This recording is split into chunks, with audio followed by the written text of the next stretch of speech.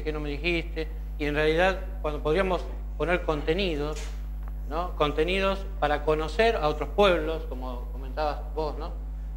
Muchas veces de tener una conciencia mayor de la pluralidad, y la televisión es un gran medio para hacerlo. ¿Por qué no se usa para ese medio?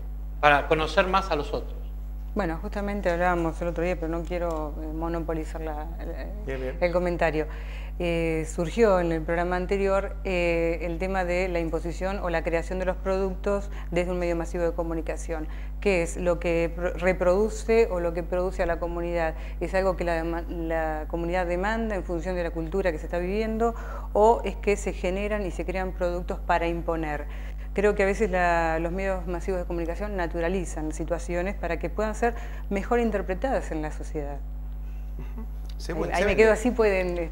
Está claro que de por sí hay programas que si uno busca, sobre todo aquel que tenga la posibilidad económica de tener una grilla amplia de canales, en donde seguramente estos programas también estarán.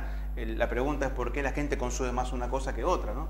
Porque ambas posibilidades de elección están siempre, y obviamente en el menú uno puede elegir, pero obviamente se ve que se vende más aquello que es banal, frívolo, en donde es tan bueno como trajo acá el compañero el tema de generar la observación sobre esto, porque aún así, en la banalidad y en la frivolidad, estamos haciendo una lectura de la sociedad en la que estamos. Con lo cual, si yo me pasaría viendo, digamos, el History Channel, jamás me enteraría de qué sociedad estamos y de qué manera uno pudiera también intervenir, ¿no? Desde el punto de vista de cada ámbito, vos como docente, yo como psicólogo y docente, cada uno de los comunicadores que aquí tenemos, desde el punto de vista de, ¿qué pasa en nuestra sociedad que nos interesa tanto que la Mole Mori hizo todo un escándalo porque le dijo culiado a Moria Kazán? ¿Qué pasa con nosotros?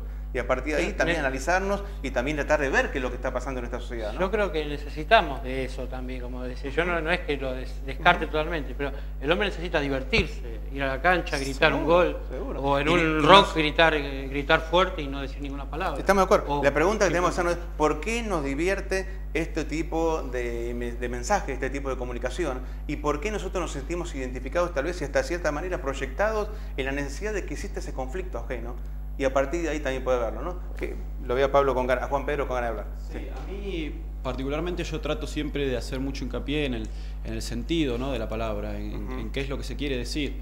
Y me parece que el lenguaje es una herramienta que está en manos, digamos, de una raza como la humana, que tiene, digamos, muchas particularidades, como la posibilidad de manejar todo eso y manejar las situaciones. A mí como comunicador social, y acá bueno hago un poco de terapia de grupo, me pasa que al tener estos conocimientos acerca de, bueno, de las cuestiones culturales y de la diversidad y de todo lo que es el sentido y la construcción y las condiciones de recepción y las condiciones de emisión de los mensajes,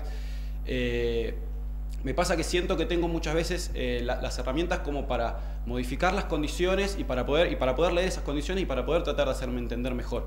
Y creo que el lenguaje tiene que fluir hacia ese lado. Como decía, como dije antes, y como mucho, digamos, lo traíamos recién a la mesa, creo que es fundamental el entendimiento, creo que es fundamental que utilicemos el lenguaje para poder entendernos, digamos. Por cuestiones de lenguaje se han hecho grandes matanzas en la historia de la humanidad. Entonces creo que me parece que el mensaje y el sentido de la utilización del lenguaje tiene que tender hacia el entendimiento. Es importante la comunicación justamente y poder purificarla, ¿no? En la medida de lo posible, a partir justamente, vuelvo al tema de la intencionalidad o la interpretación. Yo me sigo quedando con esa pregunta, ¿no? A ver si alguno puede intentar dar una respuesta. Yo tengo mi concepto, obviamente, que es parte, obviamente, de lo psicológico, pero seguramente podemos compartir la mirada. ¿Qué es lo que pesa más en la comunicación? ¿La intencionalidad de lo que yo quiero decir o la fuerza que vos le das a la interpretación a partir de lo que vos preconcebís de lo que yo soy, de lo que el contexto te dice o de lo que vos sentís en ese momento particular de tu vida a la hora de comunicarnos, ¿no? Esa es la pregunta que estoy hablando. Me gustaría que todos opinen. Volviendo al ejemplo que diste de tránsito, el tránsito está dando un lenguaje. Es un lenguaje violento. Pero, por ejemplo, de pronto alguien choca y sale inmediatamente y el otro cree que va a pegarle y quizás va a decirle, ¿te lastimaste? Pero ¿cuál es la cuestión? Que lo tenemos que construir entre todos. Digamos, esa intencionalidad no es solo personal, sino que es social. Y hay muchas cosas que son sociales, no son solo individuales. ¿Pablo? Respecto a lo que decías recién, cuánto es de intencionalidad, cuánto de interpretación, yo creo que hay mucho de interpretación, excepto en los casos donde hay una sola voz que te machaca todo el día por todos los canales con el mismo mensaje, y con que la inseguridad, y con esto, y con lo otro. Digo, ahí ya por ahí no tenés capacidad de interpretar, porque tenés una sola voz para analizar. ¿Qué significa? ¿Que uno pierde la libertad?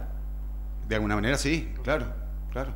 Y en un país donde la única voz masiva la tiene una sola persona, o 5 personas, o 10 personas, en un país de 40 millones, evidentemente hemos perdido mucho, que con suerte por ahí empezaremos a recuperar a partir de la nueva ley, pero o sea, que la comunicación haya quedado en manos del mercado no es un hecho menor. Digo, los canales de televisión son negocios como poner un kiosco, como poner un supermercado. El canal de televisión tiene que vender, no le importa tanto comunicar. Y si a ellos les rinde más darte un mensaje para que vos te quedes encerrado en tu casa, atemorizado, con reja de 4 metros para no poder salir y que no te pase nada, claro que a ellos por ahí es eso lo que están buscando, porque a ellos por ahí les conviene y porque van a vender más. Bien.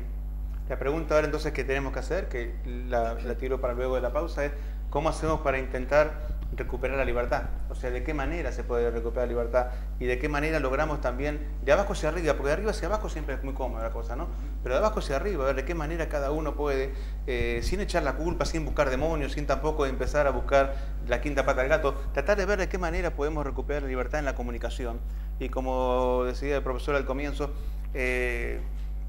capaz que era un tono un poco idílico, pero lo podemos empezar a compartir, que reine un poco más el amor en la comunicación y no tanto el odio, que pareciera que es el factor común que a todos nos une, ¿no? Entonces, bueno, a ver si podemos lograr algún tipo de mensaje o algún tipo de, no sé si intención, digamos, distinta, porque si la interpretación dijimos que es mala, nos van a interpretar cualquier cosa. Pero bueno, logremos hacer lo posible como para poder mejorar esta vía de comunicación y también nuestra calidad de vida a partir de la misma.